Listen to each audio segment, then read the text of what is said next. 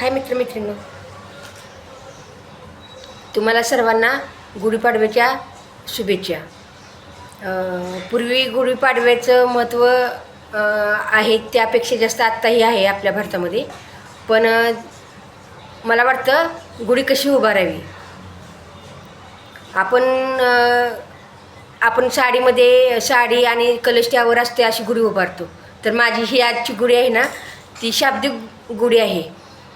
आज कालच्यापेक्षा आपली इतकी प्रगती झालेली आहे की आपण त्या गुढीसारखंच उंच गेलेलो आहे. आपले घरदार किंवा आपल्याकडे बँक बॅलन्स आपण सगळं कमवून आपण या गुढीप्रमाणेच वर गेलेलो आहे. पण आपण वर जाताना खाली कुणाला तरी तुडवून वर जात नाही ना, हे लक्षात घ्या. आणि दुसरी गोष्ट, आपण ज्या वर शिखरापर्यंत पोचतोय त्या गुढीप्रमाणे, तिथपर्यंत जाताना आपण इतरांनाही वर घेऊन जाऊ अशी भावना आपल्या मनामध्ये असली पाहिजे असं मला वाटतं. कारण बऱ्याच वेळा असं होतं की आपण पुढे जाणाऱ्याचा पाय मागवत असतो. हा तर भरपूर लोकांचा स्वभाव असतो. त्यामुळं आपण स्वतःही वर जाऊया. वर म्हणजे गुढीप्रमाणे उंच उंच जाऊन आपल्या यशाला आपल्या चालना मिळेल असं आपण वागूया. वर म्हणजे दुसरे कुठे नाही बरं, असं करूया. आणि दुसरी गोष्ट म्हणजे ते गुढीमध्ये जो तांबे असतो ना, मराठीमध्ये आमच्याकडे तांबे बोलतात, तर जो पितळाचा तांबे असतो त्यामध्ये ते हे असतं, काय म्हणतात त्याला, ते लिंबाचा ढाळ असतो ना. तर त्याऐवजी आपण काय ठेवूया माहिती आहे, म्हणजे मला असं वाटतं, माझं वैयक्तिक मत आहे, त्याऐवजी आपण एकमेकाचं मन जपूया. किंवा त्यामध्ये आपण एकमेकांचा आदर करण्यासाठी आपण आदर त्यांचा करूया, त्यांचा सन्मान करूया.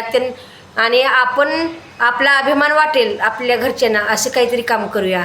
इतरांना आपण सन्मान देऊया. नुसता आपल्याला सन्मान मिळावा, आपल्यालाच आदर मिळावा अशी अपेक्षा न करता दुसऱ्याला पण आपण सन्मान द्यावा असं मला वाटतं.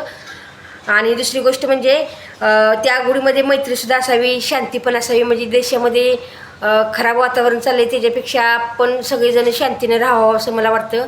कारण ह्या देशामध्ये भरपूर लोकांनी बलिदान दिलेलं आहे. त्यामुळे आत्ता ही देशाची इतकी प्रगती झालेली आहे, तर आपण ती मागं न्यायला नको. त्यामुळं आपण ह्या गुढीप्रमाणे उंच उंच जाऊ, आपली प्रगती करू आणि सगळे सुखासमाधानाने नांदू. ही अशी विचारांची गुढी मला वाटतं या वर्षीपासून आपण उभारायला लागू. आणि हीच खरी गुढी आहे. आपल्या पूर्वजांनी ज्या प्रथा केलेल्या आहेत बघा, त्यामध्ये लिंबाचा ढाळ आहे, त्याला पण एक काहीतरी शास्त्र आहे. पण आता त्यापेक्षा मला वाटतं आहे आपण यावर जास्त भर देऊ की आपण चांगले विचार नुसते करून नाही, तर चांगले विचार अंमलात आणून आपण वरती कसं जाऊ.